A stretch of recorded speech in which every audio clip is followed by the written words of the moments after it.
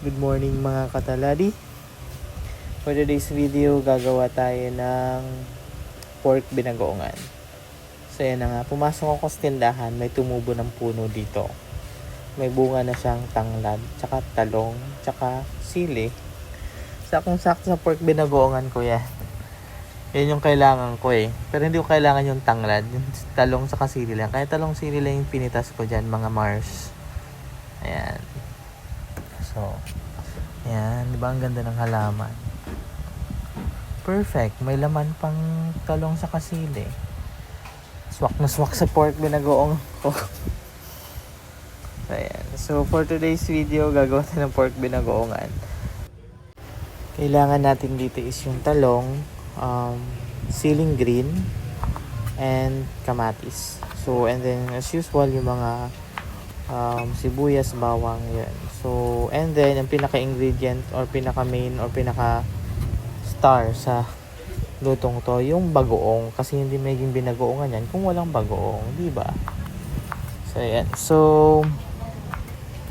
hinihiwa ko lang yung sili. And then, same as yung talong. Pero yung sili, hindi ko siya nilahat na hiwain.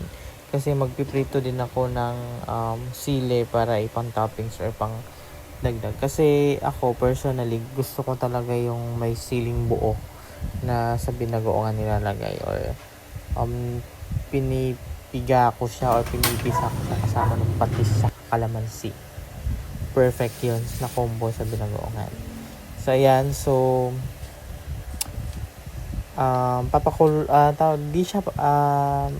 papatuyuin lang natin yung laman o yung karneng gagamitin natin. So ayan, kung makikita nyo siya. So, papatuyuin lang natin yung karne. Parang ang mangyayari dyan, gigisahin natin sa sariling mantika. Yun yung perfect. So, ayan. Gigisahin natin sa sariling mantika.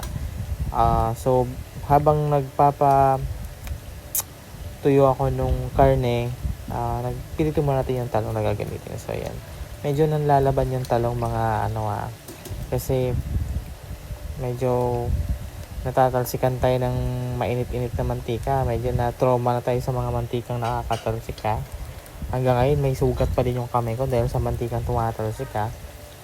So ayan. So kung mapansin yung minamadali natin yung pagbibiling-biling ng talong dyan kasi nga tumatalsik yung talong. So baka may mga idea kayo kung paano hindi maging ganyan yan.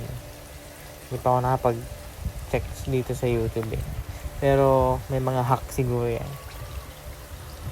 Anyway, yung measurement ko pala dito, sa karne, that's 1 kilo. Di ko alam yung part niya. Basta may taba, may laman siya. Masarap kasi yung ganyang part kasi yung taba kasi nagpo-produce ng sariling mantika eh. And then yung laman kasi, syempre nakakaumay naman pag puro taba lang yung nasa binagoongan. So ayan, hinihiwa ko na yung mga gagamitin nating pangpalasa or panggisa. Tama ba? Mababash na naman tayo dito. So, ayun. So, kamatis, sili, and then bawang and sibuyas. So, ayan. So, okay na. Naprito ko na yung sili. Ito naman, kulang pa yan sa kailangan kumatas yung mantika niya. So, ayan. Makikita niyo yung kamay ko, may mga itim-itim. Ayan na yung katas ng talsik ng mantika. Kaya medyo trauma-trauma na tayo sa talsik ng mantika. So, ayan. So, ayan. Medyo kulang pa yun. Dapat medyo pa yung iba. Mag-brown pa or mag-golden brown pa yung ibang karne para totally masarap kainin or maglalatik kasi yan eh. Ayan. So, pinapaano ko lang sa yan, no? May ilag-ilag pa ako yun pero tinatamaan pa din ng mantika, oh. So, anyway. Ayan na. So, medyo matagal-tagal yung halo-halo natin. So, kailangan mo natin takpan. Pag tinatakpan ko siya, nilalakasan ko yung apoy para mabilis maano yung yung parang tawag din. Basta mas mabilis mag golden brown yung karne. I don't know kung tama ba siya, okay ba siya. Pero yun yung ginagawa ko. Pero hindi naman ako pro pagdating sa ganito. So, kung may mga ideas kayo, may mga suggestions kayo, pwede na namang sabihin or pwede na namang i-comment dyan. Willing akong pakinggan yung mga suggestion and comments niyo dyan, mga ayan. So, tinitingnan-tingnan pa din natin siya kasi nga baka naman na sobrang gusto natin maging golden, maging tostado naman masyado. So, ayan. Actually, pwede na yan pero ayan, pwede na siyang lagyan ng bawang. Aside ko lang, hindi ko siya totally tinanggal sa kawali para yung mga ano ng bawang, ng mga sibuyas na ilalagay ko, ano siya, maandun pa rin sa laman. So, nilagyan ko siya ng konting mantika. Nakukulangan ako sa mantika eh. Ayan, so nag-a-add lang ako ng mantikang konti. Yung mantika yun yung pinagpituhan ng talong, ha. So ayan, so kapag golden brown lang natin yung bawang bago natin ilagay yung sibuyas. At yun yung mali ko. Hindi ko pala napindot yung record na button para nung pag nilagay ko ng sibuyas, kamatis and sili. So nag-fast forward tayo ngayon. Ayan, so parang ganun lang din naman siya, nagigisa ka lang. Ayan na. So, medyo lutuin lang natin yung kamatis. And then, pag medyo okay na, yan, isabay na natin siya ihalo sa meat. Ayan. So, hindi na ako naglagay dito ng pork cubes or ng liquid seasoning. Naglagay ako ng konting magic sarap, pero konting-konti lang kasi sobrang okay na yung lasa, goods na yung lasa ng ulam na to. By the way, sold out din tong ulam na to sa karinderya namin. So binibenta namin siya, hindi namin siya inula. Binibenta namin siya. So sa last video makikita niyo kung anong ginawa ko diyan. Yan. So nilagay ko na yung bagoong. Yung bagoong naman is nasa 2 to 3 tablespoon. So na gisa na yung bagoong. So luto na yung bagoong, hindi siya yung hilaw na bagoong nilagay ko. So bagoong alamang yung ginamit ko dito. And then nag-add ako ng suka. Yung suka hindi ko na basta tansya lang ako suka, hindi ko nalagay ng measurement. Pero before ko siya hinalo, pinakulo ko muna siya ng about 1 minuto siguro. And then nag-add na ako ng pepper and then ng konting magic sarap. Tsaka naghalo na ako. Ayan. So makikita yung kulay ng binagoongan. Sobrang nakakatakam. Nagmamantika pa yan. Makikita nyo yan later. So abang-abang muna tayo mga guys. So ayan. So nag-add ako ng sugar para ano lang ng lasa. Para hindi lang puro alat yung mananwalasan. Pero hindi naman siya nag-cause ng sobrang naging sweet na yung walang ganun. So sobrang na-balance niya lang yung lasa ng binagoongan. Yan na. So medyo yun na natin siya. Yan. So pinapalambot natin yung meat. So ayaw naman nating matuyuan yung binagoongan natin. Nag-add tayo ng soda. Ayun, alam yun na yung brand na yan. So kasama siya ng soda yung white lang siya. So 200 ml ata yan or 150 ml. Basta yun yung soda na ginamit ko. And then ano lang siya, papalambutin na lang natin siya. And titikman natin kung kailangan pa ba mag-add ng pepper or ng MSG or kung ano ba. Pero pag lumambot na, papalambutin lang natin.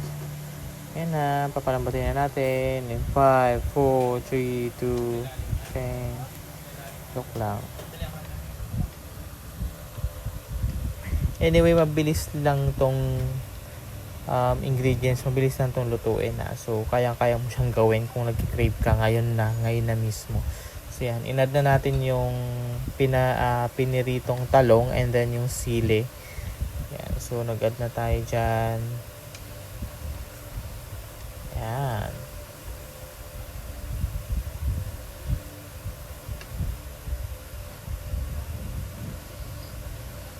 Goods na. Natikman ko na siya. Hindi ko lang siya na-videoan na tinikman ko. So, okay na yan. Sali na natin sa mahiwagang kawali. Ayan. So, pwede na natin siyang i-display sa lamesa. Ready for benta na yan. So, kayo na bahala kung magkano yung presyuhan nyo. Siguro sa costing, ewan ko kung gusto nyo malaman yung costing, pwede kayong mag-comment. Comment, like, and subscribe. Char. So, ayan. Ayan yung close-up natin. Ayan na. So, ayan, nabenta na namin siya. Ayan na yung natira. So, mamaya pa yan. Ayan ulit. Ayan, bumili ulit. Magkaluto. So, dahil nga, gusto ko siyang makain ng may kasamang rice, tinatabi ko na yung ano na yan. Yung, kasi yun na yung natira. Ayan na yung natira.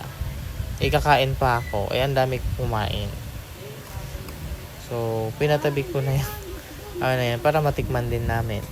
So, wala na yan. Dinispose ko na yung, ano na yan, yung part na yan. Kasi nga, para matikman din namin. Ayan yung patis, tsaka kalamansi na may kasamang sili. Perfect. Tapos may soft drinks na nagyayelo. Perfect yan. Yan na, kainan na. Ayun lang ako ng video na, ano, kinakain ko yung niluluto ko. So, ayan yung pwesto namin. Kung malapit kayo sa Bulacan, specifically sa Bukawi, pwede kayong pumasyal. Ayan. So, makikita nyo kami dyan, Monday to Friday from 7 to 8, 7 a.m. or 8 a.m. to until maubos. Usually, mga ano yan, 12 to 1. Pero minsan inabot kami ng 3 kasi tumatambay-tambay pa dyan sa tindahan. Pero pinaka time talaga na maabutan kami dyan is around 8 to 1 p.m. Pero yung around 10 to 11 or to 12, mga nagagala-gala ako at nagdi-deliver ako ng mga oras na yan. Pero bumabalik-balik naman ako sa tindahan. That's all for now. It's me, Mark.